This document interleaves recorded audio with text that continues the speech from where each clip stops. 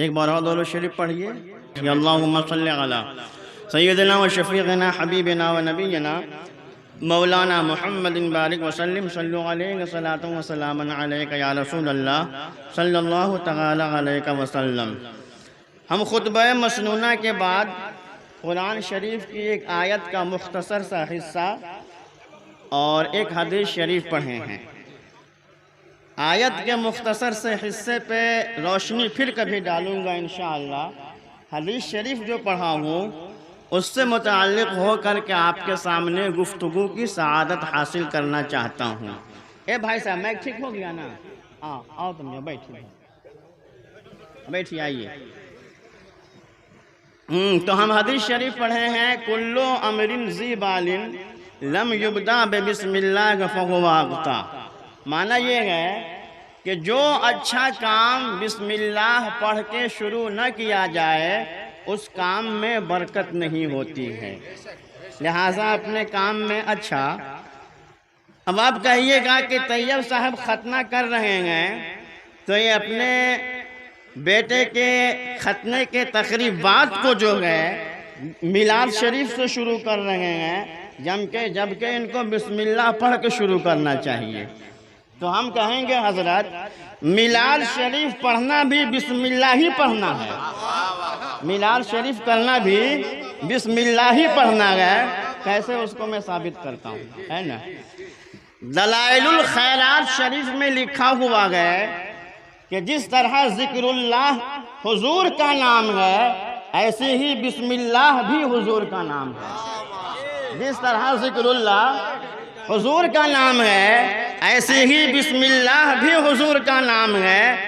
اب اگر دلائل الخیرات شریف کی روشنی میں بسم اللہ کو حضور کا نام مان لیا جائے تو ترجمہ ہوگا کہ حضور صلی اللہ تعالی علیہ وآلہ وسلم سے شروع جو نہایت مہربان رحم کرنے والے ہیں. تو اچھا یہ اگر گلے سے نہ اترے تو میں ثابت کر دوں گا حضرت. ٹھیک بسم اللہ. اچھا حضور بسم اللہ اللہ کا اسم یہ ہے کیسے؟ تو مفسرین کرام فرماتے ہیں کہ اسم وہ ہوتا ہے جو ذات کو بتائے. اسم وہ ہوتا ہے جو ذات پر دلالت کرے.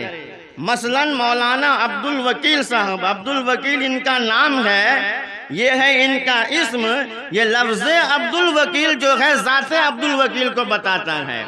ایسے ہی حضور صلی اللہ تعالیٰ علیہ وآلہ وسلم جو ہیں یہ اللہ تبارک و تعالیٰ کی ذات پر دال ہیں. اللہ تبارک و تعالیٰ کی ذات کو بتانے والے ہیں. اگر حضور دنیا میں تشریف نہ لاتے تو کوئی اللہ تبارک و تعالیٰ کو نہیں جان پاتا. جب حضور نے اللہ کی ذات کو بتایا گیا، اللہ کی ذات پر دلالت کیا گیا، اس لیے مفسرین کرام فرماتے ہیں کہ بسم اللہ اسم اللہ جو ہے یہ حضور صلی اللہ تعالی علیہ وآلہ وسلم کا نام ہے. تو میلاد شریف سے اپنے یہاں کے تقریبات کو شروع کرنا یہ بھی بسم اللہ ہی سے شروع کرنا ہے. کلو امر ذی بال لم یبدا بسم اللہ فہو اغتا.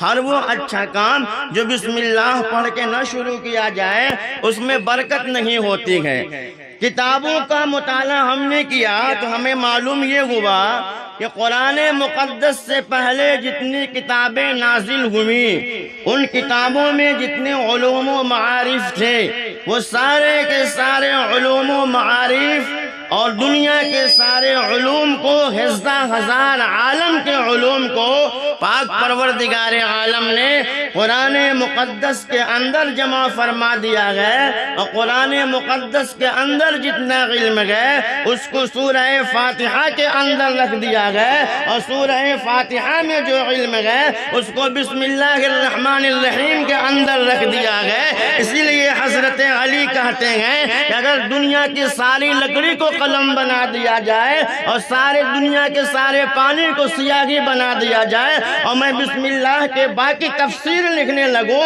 تو اتنے قلم اتنی روشنائیاں کم پڑ جائیں گی، مگر بسم اللہ کے باقی تفسیر مکمل نہیں ہوگی۔ پتہ چلا معلوم ہوا بسم اللہ کے معنی میں اتنی گہرائی ہے، بسم اللہ الرحمن الرحیم کے معنی میں اتنی وسعت ہے، جس کی تفسیر کے لیے اتنے قلم اور اتنی روشنائی کم پڑ جا رہی ہے۔ اور ساتھ ہی ساتھ حضرت علی کے علم کا بھی اندازہ ہوا، جبکہ حضرت علی کے بارے میں ہمارے پیغمبر کہتے ہیں انا مدینۃ العلم وعلی بابها، میں علم کا شہر ہوں اور علی اس کے دروازے ہیں۔ جب دروازے کے علم کا عالم یہ ہے تو شہر کے علم کا عالم کیا ہوگا؟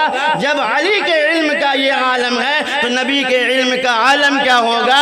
جب ان کے گدا بھر دیتے ہیں شاہان زمانہ کی جھولی، محتاج کا جب یہ عالم ہے، مختار کا عالم کیا ہوگا؟ بسم اللہ الرحمن الرحیم، اپنا ہر کام جو ہے ٹائم کیا ہوگا نا ہو رہا ہے حضرت، اپنا ہر کام بسم اللہ الرحمن الرحیم سے شروع کیجئے۔ کیوں شروع کیجئے بسم اللہ الرحمن الرحیم سے؟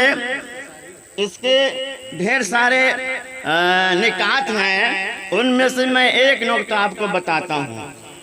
سرکاری سامان جو ہوتا ہے مولانا کمال صاحب، اس میں سرکاری لیبل لگا ہوا رہتا ہے تاکہ چور اس کو چوراتے ہوئے گھبرائے، ڈرے، کہ یہ سرکاری سامان ہے، اگر چورا لیں گے اس کو تو بڑا زبردست کیس بنے گا۔ بسم اللہ الرحمن الرحیم بھی اللہ تبارک و تعالی کی علامت ہے کہ جس کام سے پہلے بسم اللہ الرحمن الرحیم پڑھ دیا جاتا ہے اس کام میں شیطان شریک نہیں ہوتا ہے، شیطان شریک ہوتے ہوئے ڈرتا ہے۔ اس لیے میں کہوں گا اگر آپ کسان ہیں تو ہل چلانے سے پہلے، اگر آپ کسان ہیں تو بیج بونے سے پہلے، اگر آپ دکاندار ہیں تو دکان کا دروازہ کھولنے سے پہلے، دکاندار ہیں تو دکان کا دروازہ بند کرنے سے پہلے، اگر ماں ہے تو بچے کو دودھ پلانے سے پہلے، ہر اچھے کام سے پہلے بسم اللہ الرحمن الرحیم پڑھ لیجئے، اس میں شیطان کبھی شریک نہیں ہو سکتا ہے۔ اور دیکھیے جو جس کے ساتھ زیادہ محبت کرتا ہے، جو جس سے زیادہ محبت کرتا ہے، اس کو اسی کے ساتھ رکھا جاتا ہے۔ میں اس کو ایک واقعے کے ذریعے سمجھا رہا ہوں کہ حضرت ابو بکر صدیق رضی اللہ تعالی عنہ کو حضور نے بلایا اور اپنی مبارک انگوٹھی دیا اور کہا کہ ابو بکر اس کو لے جاؤ اور سونار سے اس پر جو ہے، اچھا حضرت تشریف لے آئے ہیں۔ نعرہ تکبیر، نعرہ تکبیر، نعرہ رسالت، نعرہ رسالت۔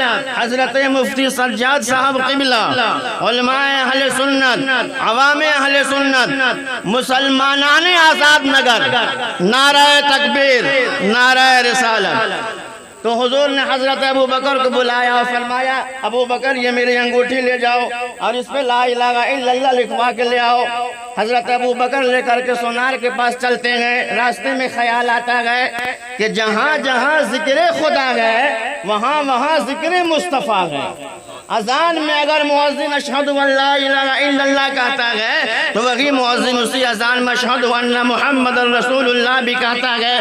نمازی اگر نماز میں الحمدللہ رب العالمین پڑھتا ہے تو وہی نمازی اسی نماز میں السلام علیک ایھا النبی بھی کہتا ہے۔ قرآن مقدس کے اندر اگر الحمدللہ رب العالمین ہے تو اسی قرآن میں وما ارسلناک الا رحمتا للعالمین بھی ہے۔ جہاں جہاں ذکر خدا ہے وہاں وہاں ذکر مصطفیٰ ہے۔ نماز جیسی اہم عبادت کو، قرآن جیسی مقدس کتاب کو، اذان جیسی اہم عبادت کو اللہ تبارک و تعالی نے اپنے محبوب کے ذکر سے خالی نہیں رکھا ہے اور حضور نے اس میں صرف لا الہ الا اللہ لکھوانے کے لیے کہا ہے۔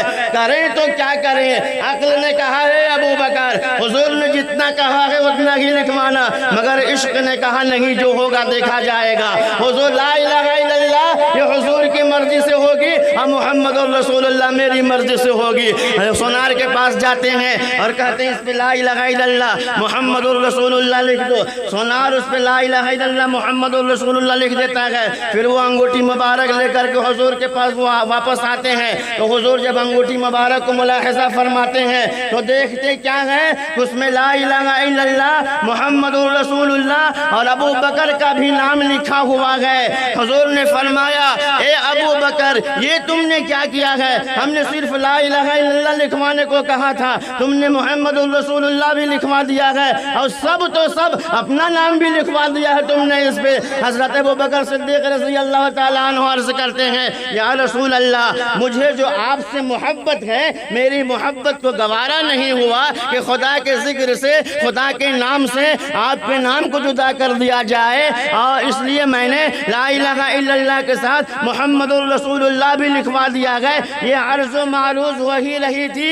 کہ سدرہ کے مکی حضرت جبریل امین حاضر بارگاہ ہوئے اور عرض کرتے ہیں یا رسول اللہ جب ابو بکر کو یہ گوارا نہیں کہ خدا کے نام سے آپ کے نام کو جدا کر دیں تو خدا کو بھی یہ گوارا نہیں ہوا کہ ابو بکر کے نام کو آپ کے نام سے جدا کر دیں۔ یا رسول اللہ یہ لا الہ الا اللہ آپ کی مرضی سے ہے، محمد الرسول اللہ ابو بکر کی مرضی سے ہے، ابو بکر کا نام خدا کی مرضی سے ہے، اس کو ہم نے لکھا ہے۔ کہنا یہ ہے کہ جو جس سے زیادہ محبت کرتا ہے اس کو اسی کے ساتھ رکھا جاتا ہے۔ حضرت ابو بکر کو حضور کے نام